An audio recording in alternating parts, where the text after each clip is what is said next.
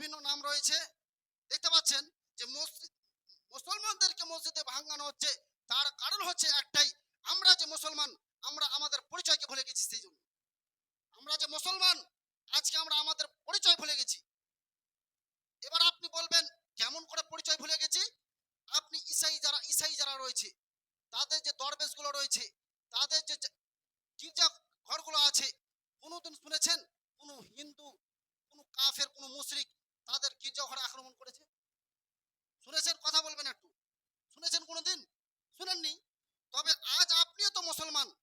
এই পৃথিবীর মধ্যে বলুন তো মানুষ কতটি আছে? 1,40,00,000,000 এত মানুষ রয়েছে, তার মধ্যে 30 কোটি মানুষ আমরা মুসলমান। আর ইসাই কিছু মানুষ আছে, কিন্তু তাদের মসজিদ, তাদের দরবেশ হামলা করা হচ্ছে না, এই মুসলমানদের হামলা করা হচ্ছে। কারণ হচ্ছে একটাই, যে আমরা আমাদের পরিচয় ভুলে গেছি। আজ ইসাইরা তাদের মুখে দাড়ি রেখেছে, তাদের মাথায় তাদের মাথায় পাগড়ি রেখেছে, তারা তাদের পোশাককে ঠিক মতো তারা মেনটেন করে, তারা রাস্তাঘাটে ঘুরে বেড়ায়। কিন্তু আজ আমরা মুসলমানেরা, আমরা আমাদের পরিচয় ভুলে গেছি। আমরা আজকে কাফের বেধর্মী মুশরিকদের সাথে মিলে গেছি, তাদের সাথে আজকে আমরা পরিচয় দিয়ে দিয়েছি। তারা যেরকম প্যান্ট শার্ট পরে, টাকনুর নিচে প্যান্ট পরে রাস্তাঘাটে ঘুরে বেড়ায়, ঠিক আমরাও সেই রকম ঘুরে বেড়াচ্ছি। আজ হিন্দু মুসলিম তাদের যেমন দাড়ি নাই, আজকে আমাদের মাথায় দাড়ি নাই। কেমন করে বোঝা যাবে এটা হিন্দু না এটা মুসলিম, এটা মুসলমান না হিন্দু না মুশরিক? কেমন করে বোঝা যাবে? তাদের মধ্যে আমাদের মধ্যে কোনো তফাৎ নেই। এই সামান্য রায়গঞ্জে যাবেন, বিধি বাড়ি থেকে সামনে একটা জায়গা, সেখানে আপনার মসজিদ আছে কমপক্ষে 8-10টা মসজিদ রয়েছে। কিন্তু আমি জিজ্ঞেস করলাম, সেখানে নাকি পুরো পাড়াটাই মুসলমান, কিন্তু কিছু কিছু মানুষের মুখে দাঁড়িয়ে আছে।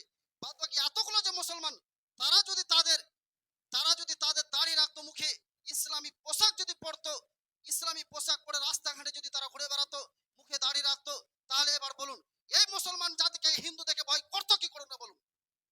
যদি আজ আপনি এই পোশাক পরে, এই মুখে দাড়ি রেখে রাস্তাঘাটে ঘুরে বেড়াতেন, যখনই থাকবে মুখে দাড়ি থাকবে, ইসলামী পোশাক পরে রাস্তাঘাটে বার হবেন, তখন কোন মুসলমানের, কোন কাফের দম ছিল যে এই মুসলমানদের মসজিদের উপরে হামলা করা?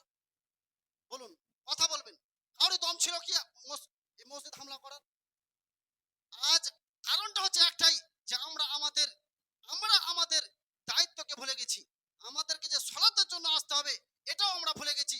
আজকে এই যে রঘুনাথপুর গ্রামে এমনও মসজিদ আছে, আপনাকে প্রমাণ দিয়ে যেতে পারি, এমনও মসজিদ আছে, এই মসজিদে আজানই হয় না, ফজরের আজান হয় না। কিছু কিছু মসজিদ এমনও আছে যে ফজরের আজান হয় না। তো এবার বলুন, এই সমস্ত মসজিদগুলোকে ভাঙবে না, এই সমস্ত মুসলমান যা